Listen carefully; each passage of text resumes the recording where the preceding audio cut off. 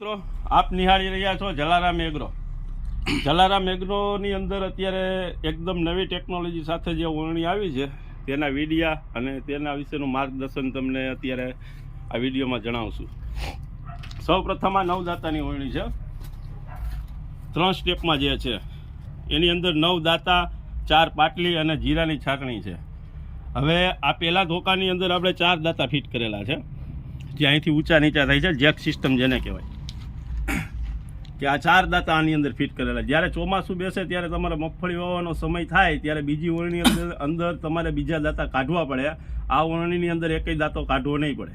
આ પાછળ 5 દાતા છે, આને ઉપર લઈ લ્યો, આને નીચે બેસાડો એટલે આ તમારે 4 દાતાનું જ વાવેતર થાય. કોઈ પણ વસ્તુ જમીન નડશે ને એકદમ ઉપર આવી જશે. જમીનથી 8 ઇંચ ઉપર હાલશે, 8 ઇંચ 4 દાતાનો જ ઉપયોગ થશે, જેથી જમીન તમારી હુકાય નહીં અને 4 લીટા જ થશે અને બીજી જમીન ખોટી વિખાશે નહીં. 4 દાતાની અંદર તમે વાવેતર કરતા હોય. હવે આવે જારીનો પ્રશ્ન, તો જારીના પ્રશ્નની અંદર તમારે 16ની જારી હોય, 32ની જારી, એટલે ટૂંકમાં 16ની છે, 20ની છે અથવા તો 28ની જારી છે. જે કાંઈ જારીનો ફેરફાર કરવાનો હોય આ સ્ટ્રે બાર છે, જેથી દાંતો તમે માત્ર બોલ ઢીલા કરી અને દાંતો ફેરવી ટેપ સુધી માપી અને તમે જારી સેટ કરી શકો છો. 4 દાતાનું વાવેતર છે. ત્યાર પછી આમાં 5 દાતાનું.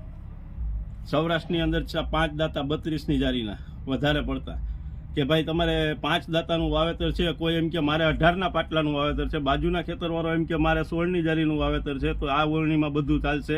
16ની જારી કરવા માટે તમારે બીજો સ્ટેપ નીચે ઉતરવાનો, પહેલો ઉપર લઈ લેવાનો, એટલે 5 દાતાનું વાવેતર થશે. આની અંદર 32ની જારીના દાતા અત્યારે પાટલિયા લગાડેલા કમ્પ્લીટ છે. આ ચોમાસાની સિસ્ટમ છે મિત્રો. કોઈ એમ કે મારે ઝીણી મગફળી છે, 37 નંબર છે, રોહિણી છે, આવી વેરાયટી આપણે 9 દાંતે વાવવાની થાય છે, જેને સૌરાષ્ટ્રની અંદર સેમર કહીએ.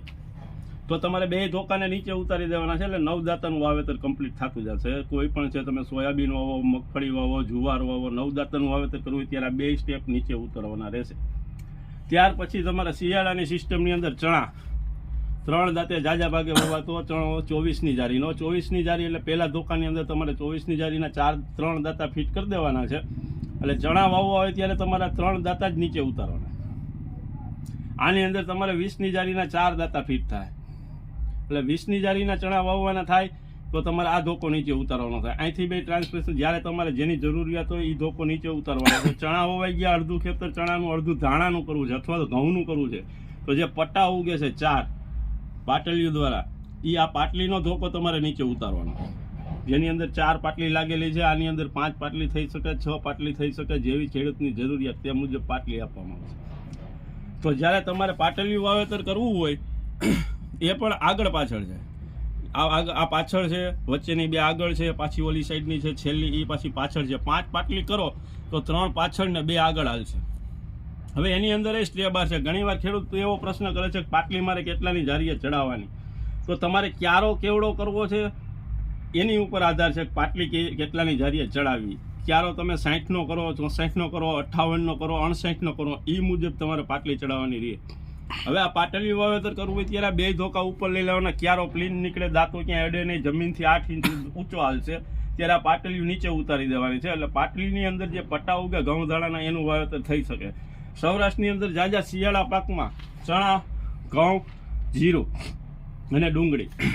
હવે ઘઉંનું વાવેતર તમારે થઈ ગયું અથવા તો ધાણાનું વાવેતર થઈ ગયું, કે હવે આપણે ઘઉં દાણા નથી વાવવા, 2-3 વીઘાની ડુંગળી. અત્યારે ડુંગળીનું વધારે ચલણ છે. જે નાસિક વાવે છે, પીળીપત્તી વાવે છે, રોપ નથી કરતા, ખેડૂત ડાયરેક્ટ છાટણીનું વાવેતર કરે છે. તો છાટણીની અંદર આ બેસ્ટ છે કે આની અંદર તમારે જીરાનું વાવેતર થાય.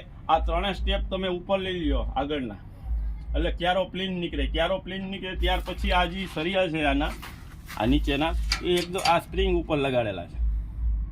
સ્પ્રિંગ ઉપર લગાડેલાનું કારણ એ છે કે જેથી કરીને તમારે કોઈ ઢેપો આવે, પથ્થર આવે તો હરિયા ઊંચા થઈ જાય. જેટલી પાં હોય એ પ્રમાણે તમારા જમીનમાં લીટા થતા જાય. લીટા થાય ત્યારબાદ તમારું આમાં બિયારણ પડે.